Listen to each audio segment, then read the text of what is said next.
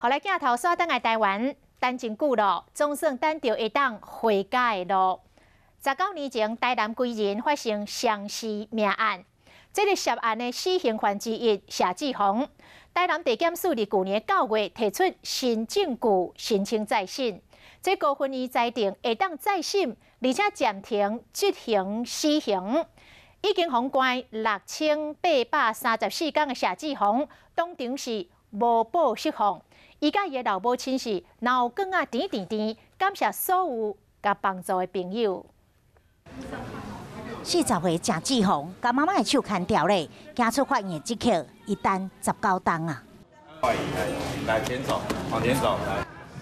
甲社员的团体热烈感谢，伊讲自由真好，妈妈嘛准备好新衫、猪骹面线，希望法官会当真正行后生清白。啊，细个月，大家帮忙啦，大家啦，哦，你遮都细细。案件发生伫2000年6月，谢志宏甲郭俊伟被控告酒后性侵单身女子，而且杀48刀致死。一名老农夫经过，亲眼看到，嘛被灭口。2021年5月被判死刑定案，去年9月，高分检找到当推翻原判新事证，申请再审，即马确定会当重启调查。